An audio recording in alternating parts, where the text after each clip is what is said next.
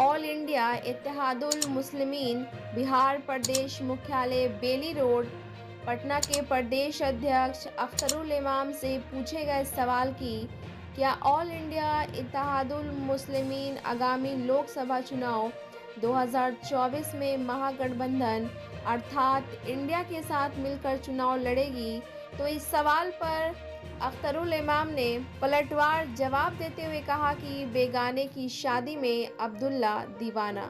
इसका मतलब पूछे जाने पर अख्तरुल इमाम ने बड़े ही शालीनता से जवाब दिया कि आज तक संसद भवन हो या संसद भवन के बाहर असदुद्दीन ओवैसी ही एकमात्र ऐसे नेता हैं जो भाजपा के खिलाफ मोर्चा खोले बैठे हैं और मुसलमानों के हकूक के लिए लड़ते रहे हैं।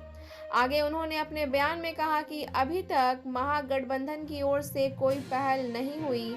हिंदुस्तान में दो तरह की राजनीतिक जमात काम कर रही है, एक वो जो मुसलमानों का सर कलम करने पर तुली है और दूसरी वो जमात है जो अपने आप को सेकुलर तो कहती है मगर मुसलमानों को कहती है कि हमारे सामने सर झुका कर रहो, जबकि हमें ये दोनों सूरतें बर्दाश्त नहीं। रिपोर्ट बिहार दर्शन। आदाब और सलाम, मैं हूं खुर्शीद अनवर, बिहार दर्शन न्यूज़ से। हमारे साथ में है AIMM के प्रदेश अध्यक्ष जनाब अख्तरुल इमाम साहब।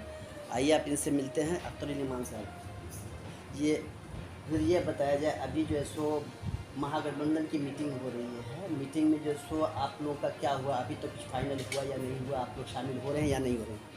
गैर के सब शादी में अब्दुल्ला दीवाना होने वालों में हम लोग नहीं। मामला ये है कि बीजेपी के नज़रियात, बीजेपी की कारकर्दगी और बीजेपी के नापाक अज़ाइम के ख़िलाफ़ अगर कोई लड़ता है पूरे मुल्क में तो उसका नाम बैरिस्टर सउद अवैसी।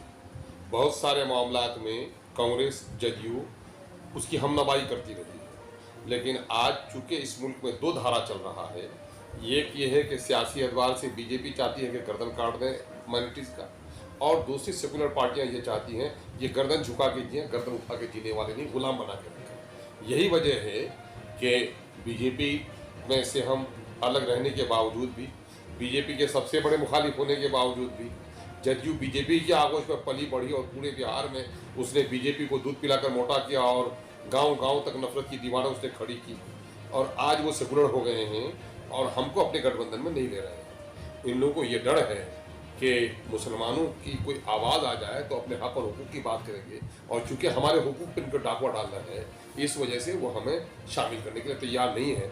अब मेरे लिए मजबूरी है, मैं कोई परचून की दुकान तो हूँ नहीं कि आज खोला था कल बंद कर लिया।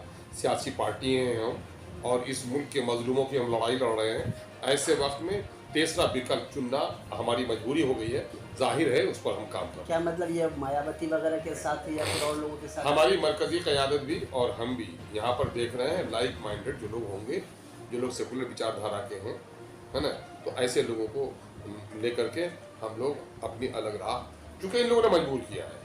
और मैं आज आपके माध्यम से कुछ हमारे नाआक़िबत अंदेश दानिश्वर है ना, जो लोग कहते हैं भाई वोटों का बिखराव हो जाएगा, तो मैंने कहा भाई वोटों का बिखराव का जिम्मेदार कौन? तुम्हारी नस्लों को जो गुलाम बनाना चाहता है, और हम तुम्हारी नस्लों को आज़ाद कराना चाहते हैं, इज्जत की ज़िंदगी बसना चाहते हैं, इनके साथ जाना चाहते हैं, तो ये हमको लेने के लिए तैयार नहीं है। अब मैं अलग लड़ता हूँ तो मेरे लिए दुआएं करो, मुझको वोट बांटने वालों में मत कहना, इनको कहना कि अब साहब आपने इनको नहीं लिया। अगर आपके अंदर में ज़मीर जिंदा है, आपके अंदर में जुर्रत है कुछ कहने की, तो आपको कहना चाहिए। उस वक्त जो दानिशवरी दिखाते हैं लोग, अरे इन लोगों को अलग से नहीं लड़ना चाहिए, वोट बढ़ जाएगा, तो ऐसे दानिशवरों को अगर वाकईतन हिम्मत है, जुर्रत है, तो अभी इनको कह के देखें, या फिर इनको कहें कि आज अगर इनको नहीं लोगे तो कल हम इनके साथ हैं, ये कहना चाहिए दयानतदारी के साथ। अच्छा, एक सवाल अभी यहाँ पर बिहार से रिलेटेड है सर, ये बताया जाए, ये अभी जो है अभी यहाँ मदरसा बोर्ड का कुछ मामला चल रहा है, वो निकाले कुछ करना चाहिए? तो आप किसकी बात कर रहे हैं?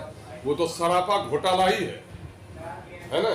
मैं तमसीरन कहता हूँ, इबलीस को जब अल्लाह ने रांदे दरगाह किया तो उसका पहला नापाक कदम कहीं पड़ा होगा तो मदरसा एजुकेशन बोर्ड को पड़ा होगा, है ना।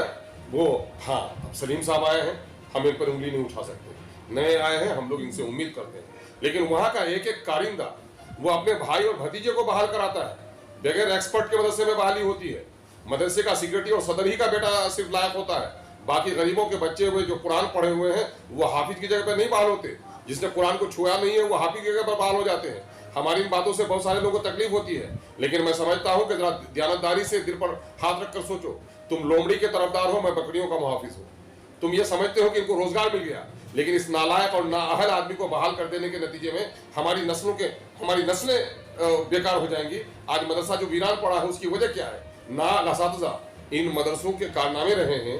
ये दीन के हमारे वो हैं, इनका तहफ़्फ़ुज़ हमारी जिम्मेदारी है। उसी दरबंदी की वजह से मैं बोल रहा हूँ कि मदरसे, आप ये बात बताइए, बच्चे मुसलमानों के, निसाब इस्लामी, असातिज़ा मुस्लिम, मैनेजिंग कमेटी मुस्लिम, बोर्ड के जिम्मेदार मुस्लिम और तनख्वाह सरकारी, ये कितनी बड़ी नियामत है।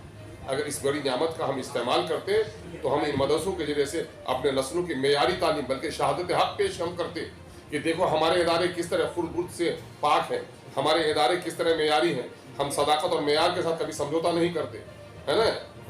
मैंने सुना है उलमा से कि अल्लाह के रसूल की एक हदीस है जिसका मफहूम है कि तुमको अगर इज्तिमाई उमूर का जिम्मेदार बनाया गया और तुमने अपने वहदे का पास लेकर अपने कराबतदारों का उसूलों से हटकर वो किया, तरफदारी की, तो तुम्हारा फिदिया भी कबूल नहीं होगा, कल ठिकाना जहन्नम होगा। न जाने मदरसे के कितने जिम्मेदार होंगे। आप देख लीजिए, सिक्योरिटी अपने बेटे को बहाल कर लेता है, आज सदर का बेटा नहीं है उस लायक, तो वो खाइन शख्स अपनी नाबालिगा बेटी का रिश्ता करके अपने दामाद को बहाल कर लेता है। और जब से सदर सिक्योरिटी ने अपने दामाद और बेटे को बहाल किया, मदरसे का वो हो गया, खात्मा हो गया। आज उठना चाहिए, हमारी मिली तंजीमों को उठना चाहिए। शराब, जुआ और बदकारी ही जुर्म नहीं है, बल्कि नाअहलों को वस्ताद बना देना सबसे बड़ा जुर्म है। और मदरसे में आज ऐसे असातिज़ा की बड़ी भीड़ है। मैं मदरसे के हक के लिए लड़ाई लड़ता हूँ, मदरसे के हुकूक की लड़ाई लड़ता हूँ, मदरसे के गरीब और परेशान हाल बासलाहियत असातिज़ा के लिए लड़ना हमारा फरीजा है।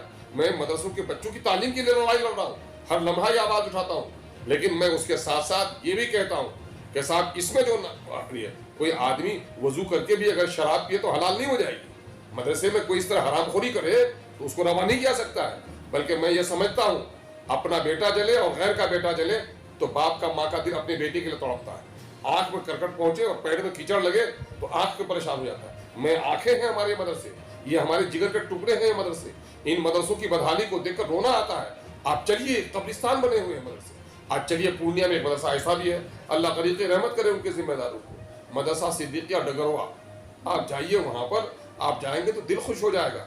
वस्तानिया दर्जे का मदरसा, आलमियत की पढ़ाई, 350 से ज़्यादा तलबा और तकरीबन 300 तालिबात, तकरीबन 600-700 बच्चे हॉस्टल में रहकर पढ़ रहे हैं, वो भी असातिज़ा है। वहाँ की मैनेजिंग कमेटी ने क्या किया है? वहाँ की मैनेजिंग कमेटी ने फैसला लिया, गरीब रहमत करे अल्लाह उन बुजुर्गों को, कि भाई 10 किलोमीटर के दायरे का कोई शख्स यहाँ बहाल नहीं होगा।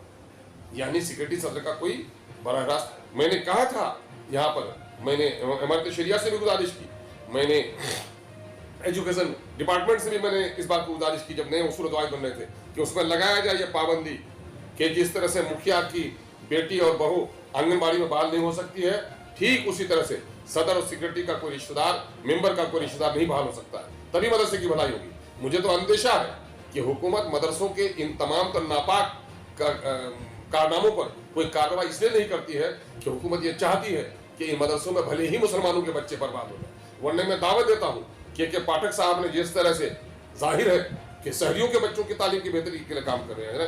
मैं सलीम साहब से आपके हवाले से गुजारिश करना चाहता हूँ, चेयरमैन साहब से, कि हमें सबक लेना चाहिए। दुनिया को तो हम सबक देने के लिए आए थे, इस लायक नहीं रहे हैं, हमको सबक लेना चाहिए। और इसी तरह से मदरसे में बच्चों की हाजिरी, टीचरों की हाजिरी, मदरसे के मकाना, है ना, मदरसे के तमाम उसूल और ज़वाबित, मदरसे में बहाली की शफाफियत और दयानतदारी, ये तमाम चीज़ें लानी चाहिए। हम इसकी गुजारिश करते हैं। अच्छा, एक आखिरी सवाल ये सर, ये बताया जाए कि अभी जो मॉडर्न आदर्श मदरसे की बात चल रही है, इस पर क्या ख्याल है? आप अभी देखिए, मॉडर्नाइजेशन के नाम सिर्फ चंद कमरों के बन जाने से कुछ नहीं होता है। जब तक अमली नफाज नहीं होगा, जब तक असातिज़ा को उसूलों का पाबंद नहीं बनाया जाएगा, असातिज़ा के इंतखाब में शफाफियत और दयानतदारी नहीं आएगी, मॉडर्नाइजेशन कैसे कर लीजिएगा? लूले के हाथ में बंदूक दे दीजिए तो जंग जीत जाइएगा क्या? लंगड़े के पाँव में घुंघरू बांध दीजिए तो नाच दिखा पाएगा क्या वो? सवाल ये पैदा होता है, उनके अज़ाइम और इरादे अच्छे होने चाहिए। इसलिए सबसे पहले बहाली में शफाफियत और मदरसे में वक्त की पाबंदी और वसूल और ज़वाबित का नफाज, मॉडर्नाइजेशन नबी हो तभी मॉडर्न हो जाएगा हमारा। चलिए, बहुत बहुत शुक्रिया। आप थे जनाब अख्तरुल ईमान साहब, ये एमएम के बिहार प्रदेश के अध्यक्ष। आपका बहुत बहुत शुक्रिया ईमान साहब सॉरी, बिहार दर्शन से आपका स्वागत है, खुशामदीद है, बहुत बहुत शुक्रिया। एक शेर उसमें लगा दीजिएगा। जी। अपने भी खफा मुझसे, बेगाने भी नाखुश, मैं जहर हलाहल को कभी कह न सका।